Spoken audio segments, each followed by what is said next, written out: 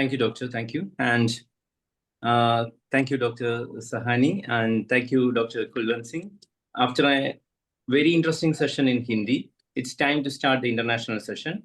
Today is the 1736th day of uninterrupted daily webinar of IFPH. Before beginning the session, let's have a silent prayer.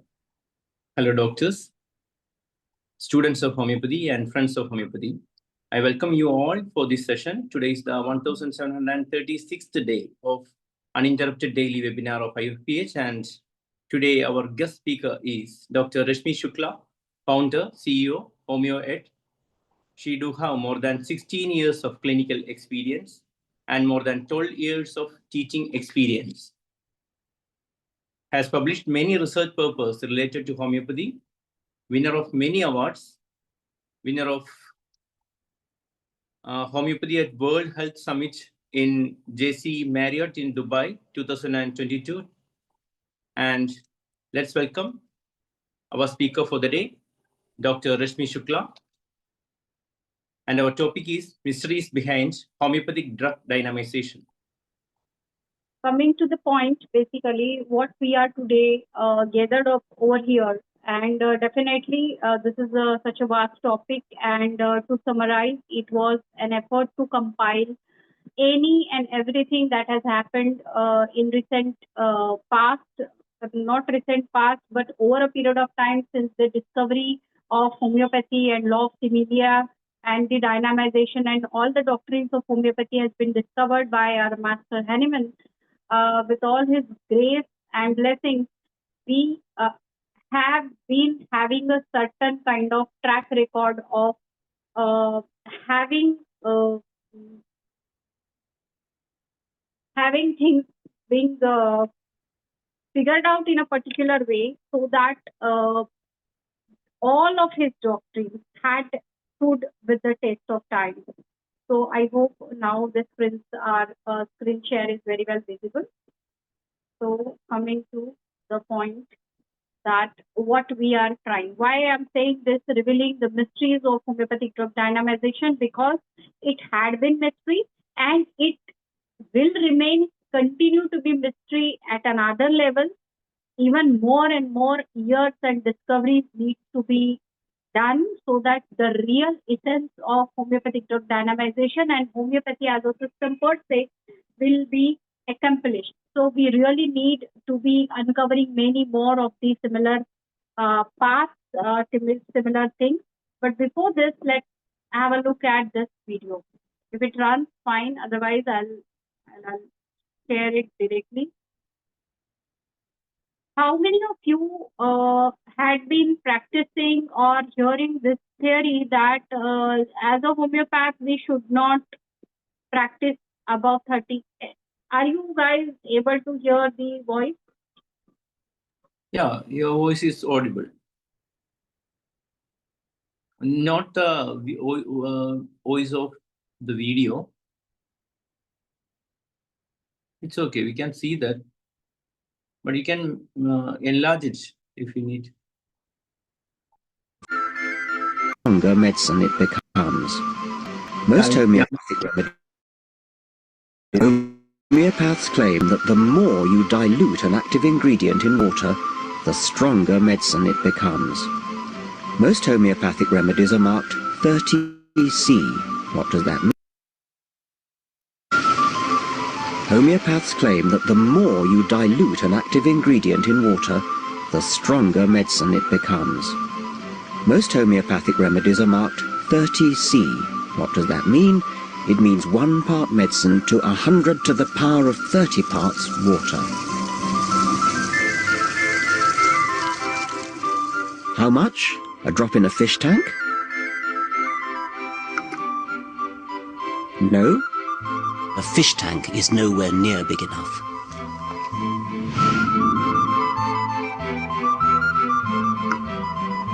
The swimming pool doesn't provide enough dilution. Not even a lake.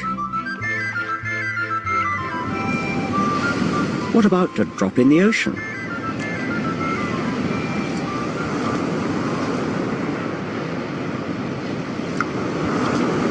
But it turns out that even the C isn't big enough. For the really approved homeopathic recipes, in order to get one molecule of the active substance, you need to imbibe all the atoms in the solar system. To science, just doesn't make sense.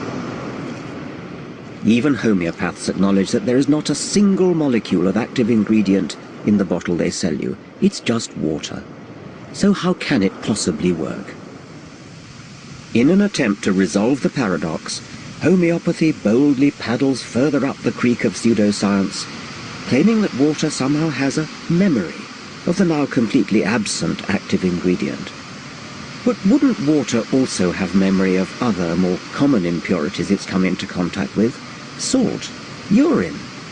Scientists have calculated that in each glass of water we drink, at least one molecule has passed through the bladder of Oliver Cromwell.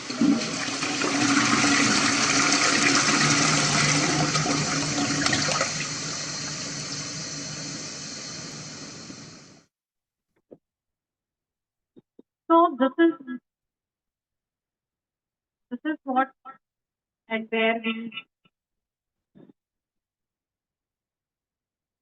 what and where we suffer many a time since inception of homeopathy has happened, and since since everything around homeopathy as a system started.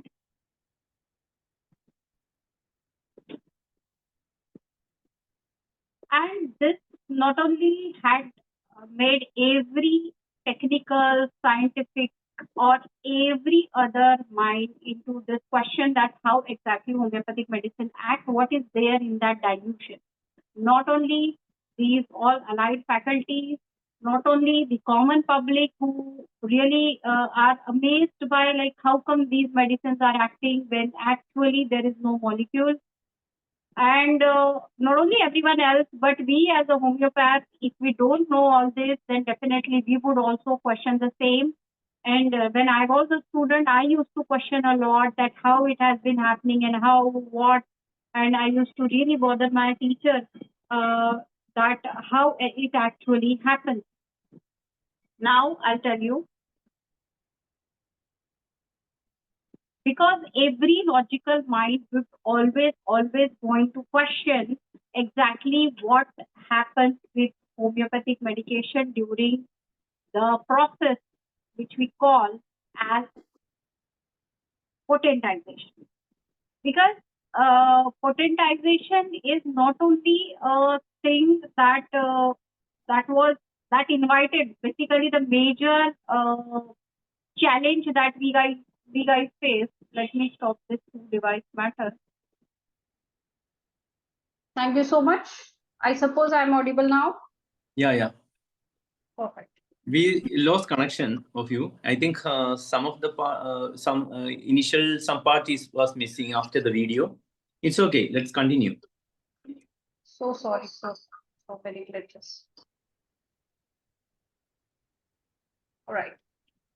So this is certain things that Hahnemann tried to explain from his side with whatever words and whatever intellect. And I would say each and everything and each and every concept about homeopathy, what Hahnemann laid down was out of his intuitive intelligence, where he just knew that things are like this.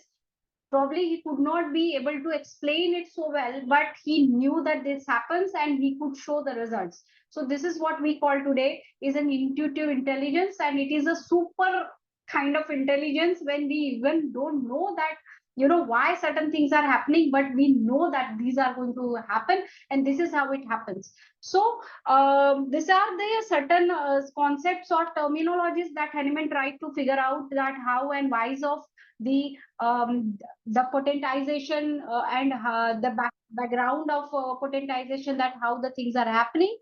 But so he also had certain dynamic action. Probably he tried to explain in his whatever limited knowledge of that time that why the medicine might be happening. But somehow after experiencing after confirming the law of similia, when he started practicing and when he started seeing that if the law is right, there should not be aggravation. But if aggravations are there, something has to be done. And that led him to the dilution. He could have simply diluted, but God knows how he just thought that what if I do it in a certain way, which we call as dynamization, where certain procedures of dilution or dynamization has to be employed. Of course, I'm not going into it that how these are happening, but the serious questions that keep on haunting us, that are we really convinced of whatever explanation Henneman has given? Of course not. But we see the results, and that's why we just don't give it so importance that why and hows of the story. But we know that results are created, whole system is surviving, so many people are, and so many patients are being benefited out of it. So we have to trust, because it's a fact. We may not be able to explain why it is happening, but this is the fact. And with great pride, that's why homeopathy is growing and showing the results never before, ever better. So we really need to update these terms. We really need to enlighten these terms so that we understand the things and make ourselves, but also make others also understand that how exactly the whole system of dynamization works.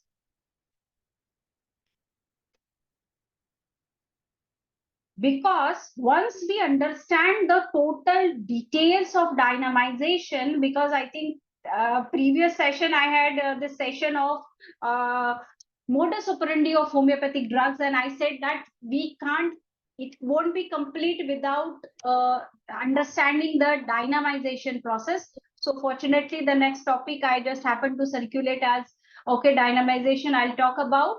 So to understand and explain the modus of operandi of homeopathic drugs, because nowadays scientific explanation is expected in their words that they understand. We need to understand the dynamization concept, then only modus operandi, and that only will validate the scientificity of homeopathy. I know lots of great scientific works are going on, but it has to be going hand in hand with the student education also, because they somewhere CCRH study, somewhere CCRH research, but somehow CCRH is doing everything, but student is not knowing what validation and what things are happening. Am I audible? Yes, you are. Thank you. Because my video seems to be frozen. I don't know what's happening. So going to the next, I think screens, the slides are moving. They are not. Yes, it is. Are we able to explain modus operandi of homeopathic drugs? It is Yes. that slide. Yeah, so I can see in another device, but I have changed the slide, and just bear with it. It will change subsequently too. So this is again the same point that I wanted to emphasize over, that not only we need to understand what the things, the screen is visible or not? Reshare. So let us understand the dynamization process, and just check what kind of vision and enlightenment that you guys will be able to receive once the concepts gets more clearer and more enlightened. Just bear with these slides. I'm trying, but of course I should not talk my speech also, because time is not stopping for us. So my side. So what we are trying to understand the thing is these several experiments right from the early or late 90s, early 90s, when Henneman discovered law of similia and the doctrine of potentization, what all happened in the world of medicine and physics and chemistry, which gave another vision to what he was saying. Even the experiments by Jenner and Robert Cox, these were certain things where the contagion, the theory, unfortunately what happened is, whatever Henneman said, we could not take the timely credit that this is what it validates. The theory of infectious disease very rightly validate what the concept of SORA was about. He said that it's a contagion. it is transferable. And we just could not take credit that theory of infection, first time even word infection and the theory and concept of infection was laid down by Master Hahnemann. We did not stand up to take that. Again, when the theory of genetics also started evolving, then also when Mendel's actually organized, put that up in more organized way, we did not stood and took the credit that Hahnemann was the someone who said that diseases are also hereditary. So the traits are hereditary. So something like hereditary which goes in generations, it is somewhere Hahnemann who was like when the things were like Brozzio's methods were going on, the laxatives and the other systems were going on. That time the person says that yes, there is something that transferred from generations, and now we know that. It's very well proved. If you read the very appropriately, if you read the first chapter of community medicine, you will see each and every word that Hahnemann put up as a web of causation of disease, the total history taking, every damn thing is been laid down by Hahnemann, and we should very proudly taking credit of it, because ultimately it is scripted in the history of medicine and history of homeopathy. History of homeopathy was started, but history of medicine, it is scripted, and we must take that valid credit. All right, so let me go through whatever it is, although you guys may not be able to see because I'm trying. All right, so the first thing that validated the whole homeopathic phenomena when whole world was ridiculing at it was Arnold Schultz's law. In the year 1888, mind the timeline, when Hahnemann expired in 1842 around, and yesterday his we had his day to be remembered. 1888, Arnold Schultz laid down a law where he figured out the concept that when he experimented several poisons and watched and observed the behavior, that how it interferes over the living yeast cells, he classified that whole phenomena into 4 quadrants. The first quadrant was where he said that the medicine he figured out 4 ways of interacting those toxic substance with living cell. When he said that first, the extremely high doses are lethal, which stops the reactions altogether. Moderately high reactions arrest. Mildly or mild reactions stimulates, and very low stimuli actually stimulates the reaction. So that was the time, the point is that was the time that even minutest forms or doses, the toxins which were able to kill the cells, on contrary, at a very low forms or doses, it used to stimulate those cells, from where it actually gave the breakthrough of law of minimum of homeopathy, where a scientist of chemistry is proving that any damn drug which is poisonous can stimulate in low potencies. So that was the first breakthrough or scientific documented supplement or proof or support of homeopathic drug dynamization and law of minimum, where these phenomena actually started being approved. Unfortunately, there were no advocates, or there were advocates, but probably I could see that probably to an extent Herbert Roberts, to an extent Stuart Close has certain documentation. Kane also, but at that time of Kane there was not much happening. But most of people have tried in their commentary of Organon and homeopathy, try to incorporate that what all big or good things are happening, which are somehow, somewhere able to support the doctrine of homeopathy. So, mind us again, let me repeat that all the poisonous substance, whenever they are subjected over the living yeast cell, in the weak stimuli slightly increase, medium to strong stimuli raise them markedly, stronger stimuli suppress them down, and strongest one arrested them altogether. So this is a benchmark of what we say, where actual low substance or low doses or low potencies or low quantity of drugs can also act over human cells and respond. This was the first evidence. Now this is the graph that you can see it very well, where the interaction of the doses of stimuli and how the stimulatory phase happens with small dose, moderate dose, if you can see the cursor, toxic threshold, and lethal dose, where it arrests the living function altogether, which we say that it's a toxic thing that has happened now. It's not at all sort of like dead. So ultimately it is arresting the living mechanisms. Because when you see it visually also, it works, it makes the things more comprehensible.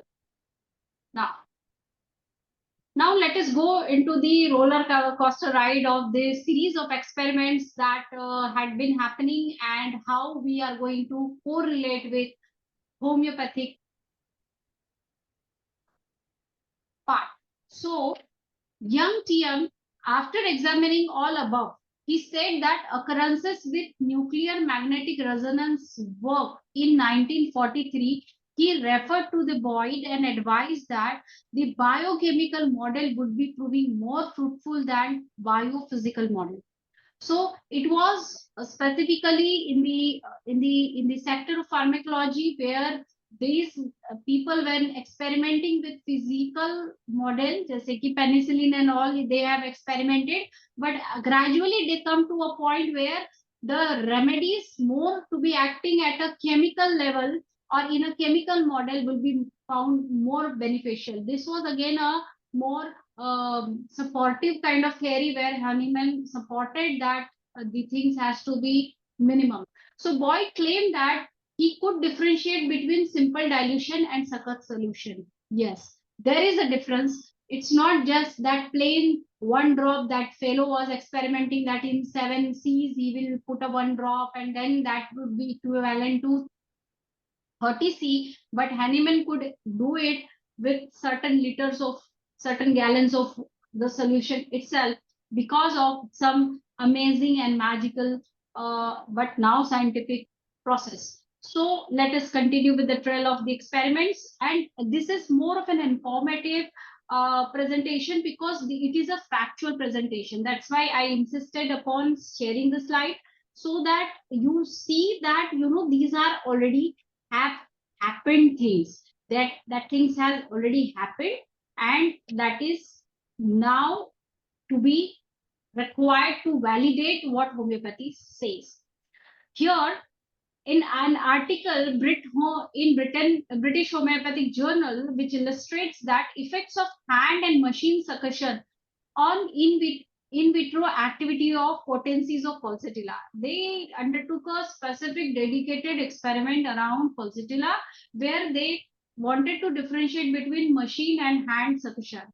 They said that there was changes in effects of attenuation. Now please understand that there are changes in effects of attenuation on yeast culture growth that is dependent on the frequency and amplitude of succussion that was given. So please understand that what it is, which later was to an extent was related with the kinetic energy and the so these are some things that we need to really correlate, that later on everything was related, but now we are just uncovering one peel by peel, that frequency and amplitude of succussion usually varies everything. Now the next experiment that are like these are the concept, and these are the explanation where Professor V. Elia and Nicoli Ella, who elaborated that extremely diluted solution behavior is usually different. Extremely diluted behavior substance, and when they compared it with the succused substance and their energy levels, so they said that there was definitely dilution. There is no procedures or maneuvering of the solution is required, where you are just putting one drop and then taking one drop and putting into the next vial. But here, when we are succussing the substance, there is definitely the transfer of kinetic energy and creation of heat. That is definitely the forms of energies are continuously found to be changing, and there is increase in number and energy of hydrogen bond. It is very important because it's a very important breakthrough at a chemical level, where these guys have tried to understand exactly the difference between dilution and succused substance. Now here the another uncovering, that succussion phenomena, basically it is fundamental in order to activate the different behavior of extremely diluted solution. The serial attenuation and succussion, which is modified the physical and chemical properties of water in 83% of preparation. So let's forget about any medicine putting up, forget about any molecule, but even simply if we succus the water, it also changes the property of water by working over its bonds, hydrogen bonds. Now let us step up with the next, and these are all factual things, and I'll tell you the references also from where we have all got this. But these are the factual experiments and the explanations. They are right, wrong, authentic, not authentic. Let us decide together, but these are the documented experiments and researches. So Professor M.L. Rao and his team has investigated that the homeopathic medicine in three-dimensional complex network, the structure of solvent established that two homeopathic medicinal liquids having same potency have different structure. Now please understand that minutest part or the angles of the succussion, that even two same potency of same liquid may have different structure. So it is so variable. They also compared two homeopathic medical liquids with succussed and unsuccussed ethanol. So just to have a control group and the trial group, and they established the fact that the different potencies of same homeopathic medicine, that is 6C, 12C, 30C, also have different structures. Now, because of this, we sometimes feel happy even after that IIT Mumbai's experiment when they established nanoparticle, but they have also emphasized and put up a question mark over these points also. Mr. Rao also have established that every potency, even every vial has different structure, so definitely different effects. Again, Manjulata Rao, Rustam Roy, and Iris Bell and Richard Hoover, they have worked over defining the role of structure, including epitaxy, in plausibility of homeopathy. This research was published in 2007 in following para. Here, the details of experiments were very long, but I'll tell you that where the details would be found. Professor N.C. Sukul and his team has using for Fourier transfer infrared FTIR, which we really celebrate and most of us know about it, that this spectroscopy has determined that potentized homeopathic medical liquids and their diluent media differ from each other as regards to their FTIR. Now, this is a double-edged sword. First is, through these experiments, we are able to show that even if there is no molecule, but there is energy. But it is good side for us. But at the same time, these experiments are also showing that every liquid, for that matter, every vial is having different structure. So that questions the standardization of homeopathy, and that's why, to an extent, for various molecular or all kind of medical research format, we stand ineligible because of this much of variability. So please understand, and definitely I don't know what are the answers for this and how are we going to work that out. And if there is some things that has happened to work that out, I would like to know and hear from you guys. But definitely there is less than a minute left for me. But whatever I could cover till then. So let us at least complete this experiment where FTIR spectra of Naxomica 30C, Lycopodium 30C, Santonin 30C, Sina 30, Sina 206C, Sina 1006C, and their diluent media 90% ethanol and ethanol 30C were obtained in the wave number range of 2000 to 1000 centimeter, 1 at 20 degrees Celsius.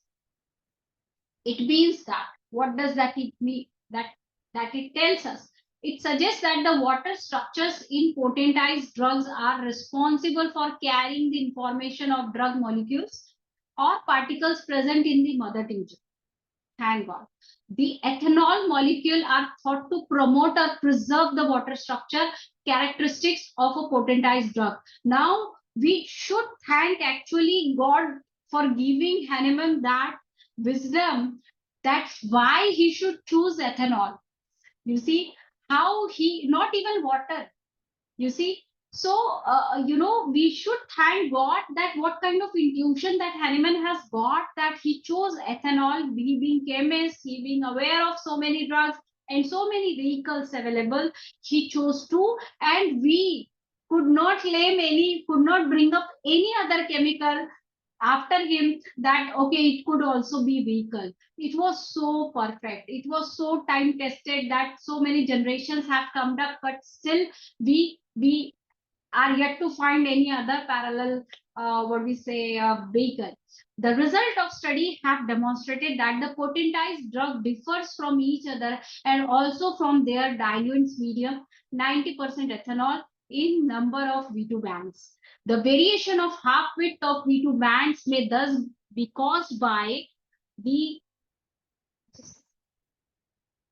influence of original molecules at the start of dilution process and also by the succussion.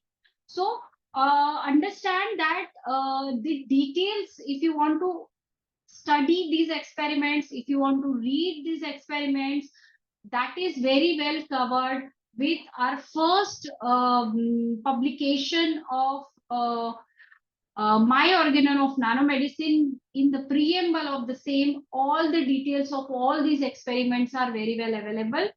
So because not everything still, it was unlike all my other presentation, which they are just actually absolute PowerPoint, but these are power text, but I could not help because each and everything I could just shortlist so that I can just convey the subtle message that particular experiment has to convey. I tried my best. So before we start the second, of course, I think dynamization part 2 has to come up. If Danesh sir give me 1 minute so I can finish this experiments too, or if there are any question answers or discussions to be going, of course not questions because I'm really nobody to teach you or tell you, but I can just share what I know. So if there are any questions, else I can just finish this experiment too, so that, and which was published in Lancet. So whatever Ganesh sir says, we can just do that. Okay, that is a great session, bold and brave. I think a few more minutes are left, only 4 minutes, I think, for the next Malayalam session to start in IFPH floor. And we had some technical difficulties, but we managed it well. You managed it with perseverance. And this is what drug dynamization is facing around the world. And we all know that dynamization and potentization means this potentization itself is a great boon if it is being unraveled. What is behind it? It will be a great boon for the whole world, because a lot of persons are very skeptical on these things, and on Dr. Stuart Close's Genius of Homeopathy itself, he was mentioning that even Hippocrates was very much familiar with the law of similars, but how this law of similars become more great because of the addition of this potentization itself made homeopathy to the forefront. So it is behind that. And doctor, you did it wonderfully well. You can add something more also for 1 or 2 minutes, because we are very keen and because it was a great attempt. I know, I know. I know I really try to make, usually I am on time and I am already prepared and sorted with everything else, but I don't know what was day to day. But anyways, here there are certain experiments around now. Now we are entering into, now after chemical experiments, now we are entering into some clinical experiments where 450 patients were experimented with, who were suffering from chronic allergic rhinitis and bronchial asthma, and that was done by Rayleigh and team. And the team dealt them with homeopathic immunotherapy, and immunology published the results in the Lancet and ECAM. The team of researchers observed that as compared to those who received placebo, now those who just call us placebo, we can show this experiment. The finding demonstrated a significant improvement in symptoms of patients who got treated with 30C potency of main allergen. So there they try to practice through isopathy. They were not homeopathic experimenter, but somewhere they use similar phenomena, what we say isopathic format, and they could see that there was significant improvement. And not only they use the isopathic phenomena, that same substance, that is the allergen, but they also used highly diluted homeopathic dilution. So they diluted that allergen into in homeopathic way, and then they just administered. So they concluded that the homeopathic dilution cannot be digested just like simple placebo, and it has a substance, it has an action, it has an energy. And this is the one of the plausible experiment that for those who calls us placebo. Thank you. So I think just for... definitely there are many more. I would just share those references also if required. And so we need a second part on this, and definitely we will do that. Dr. Dhanesh will definitely contact you. And today we need to start. It's the time to start the next session. And let me thank on behalf of IFPH for this excellent session. And I thank all who are here, presented here for the session. Thank you. Thank you so much, and extremely sorry for the inconvenience. Thank you.